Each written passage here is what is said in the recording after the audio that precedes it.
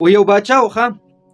د خپل زوی د یو قاری صاحب سره شاګرد چې د درس زده کوه قرآن کریم ورته زده کوه بیا ورته علم زده کوه دلته مدرسه کې به ورسره اوسېدلو نو سبق به یې ویلو تر دې پورې چې د فراغت ورځ راورسېدله بیا د قاری صاحب د شاګرد ته ویل چې شاګرد داسې کار وکړه چې سبا ته ستا فراغت دی او دستربندي دی ده سبا ته راشه وختي راشه دا شاګرد چې و د باچا زوی د شهزاده دا ډېر زیات خوشحاله کور ته لاړو په سبا باندې چې کله راځي سپین کالي او ښایسته خولۍ په سر کړې ده ډېر خوشحاله را روان دی مدرسې چې زما نن دستربندي وي کله چې مدرسې ته راغی په سهاره کې نو دا استاد چې و د قاري صاحب د یوه لښته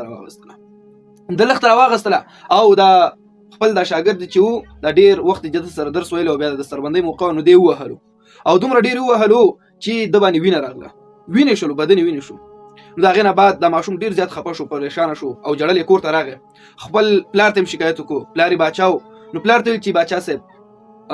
زه چې تا کوم استاد ته لېږلی وم او ما ترې علم زده کولو درس مې زده کولو نن زما د فراغت ورځ وه د درس ورځ مې وه نو نن یې ما ته دومره بې ګناه وهل راکړل چې زه نه پوهېږم چې ولې وهل راکړي او ته ورشه زما بدل زما د استاد نه واخله زما استاد ووهه یا د هغه نه زما پوښتنه وکړه نو باچا پلار چې وایي انتهایي زیات هوښیار و هغه ورته یې بچیه کښېنه خامخا وایي د استاد په دې کار کې څه ناڅه حکمت وي بس ته صبر کوه الله تعالی به تا ته اجر درکړي بس هغه ماشوم چې انتهایي زیات پریشانه او خفه ولاړو خپلې مور ته شکایت وکړو نو مور یې ورته ویل چې بچیه مه خفه کېږه چې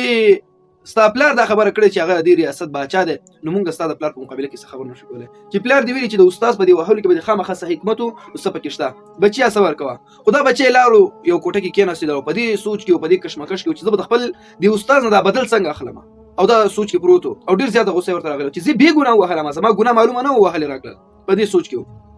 وخت تېرېدو نو د ده تقریبا 22 کاله ووتل چې کله 22 کاله تېر شول هغه د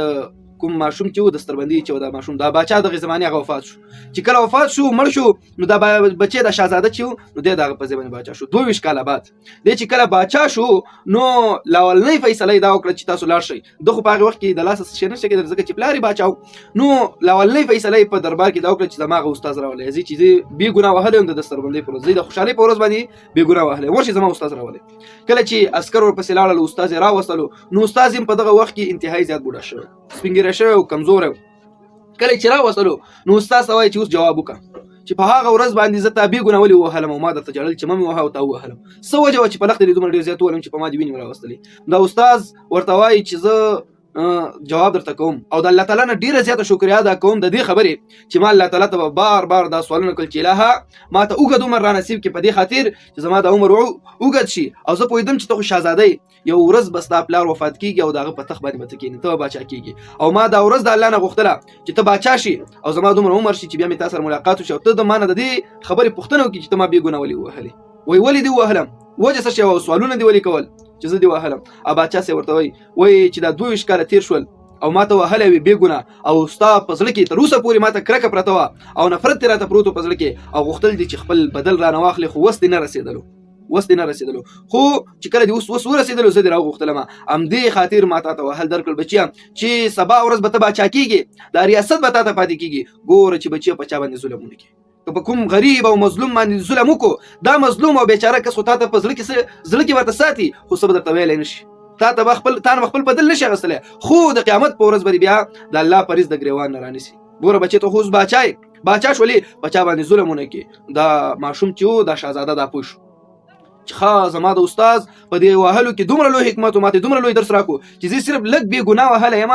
او ما ته دا سبق راکړو چې ګوره په چا باندې ظلم ونه کړي زما ورته 22 کاله په زړه کې کرکه پرته وه او دا خو یو لوی عبرت او لوی پند و ما دپاره پکې نو بس بیا راکوش او ډېر زیات یې وژړل د استاد نه یې بخښنه مو غوښتله او لاسونه یې ورته ښکل کړل چې ما معاف کړه عزتمندو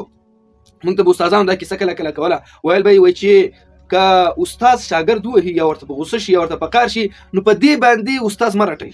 استاد مه بېعزته کوئ ځکه همدغه استاد چې دا روحاني استاد دا ده ته لاره دا ورښیي چې دا ګوره دا د پلار دی دا د مور ده دا د خور ده او دا د جنت لاره ده دا د دوزخ لاره ټولې طریقې ورته دا استاد ښیي که دغه استاد نه وي دا یو زبردست جاهل به جوړ عزتمنو د خپلو استادانو په وهلو باندې مه خفه کېږئ که استاد ورته په قهر شو غوسه شو نو خامخا یو نه یو څه حکمت پکې خامخا وي